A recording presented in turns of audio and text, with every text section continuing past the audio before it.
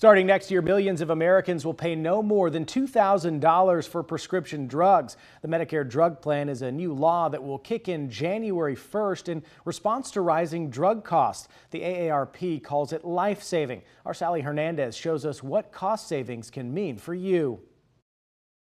What would you say is the biggest message you want to get across right now so that people know that there is something out there that they can do to save?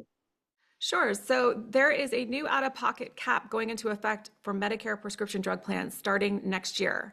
And it's going to be available every year going forward. Next year, it's going to be $2,000. And it's an incredibly important new protection because previously Medicare beneficiaries did not have any limit on how much they had to spend on their prescription drugs.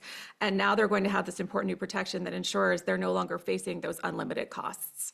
There was a report by the AARP. What did it tell you as far as how much people would be able to save? So AARP took a look at exactly how many people are going to be saving from this new out-of-pocket cap and found that the number is going to grow from about 3 million in 2025 to more than 4 million in 2029. And they're going to see some significant savings over that time period. On average, about 40% are going to see savings of $1,000 or more when they hit that cap. So really some significant savings for people who are often on fixed incomes. Last question. Do you hear stories of older Americans who are forced to decide should they pay for their rent or food or housing, or should they get that medication that costs a lot of money? We absolutely hear from a lot of older Americans about their struggles with high prescription drug costs. There are simply way too many people who are having to choose between paying for their food or their rent or paying for the prescription drugs they need.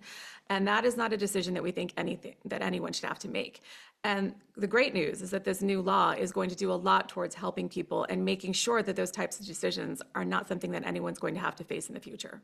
Okay, and you can see the rest of that report on the website that we will link to our website at kxan.com. Lee Purvis with the AARP. Thank you so much for joining us.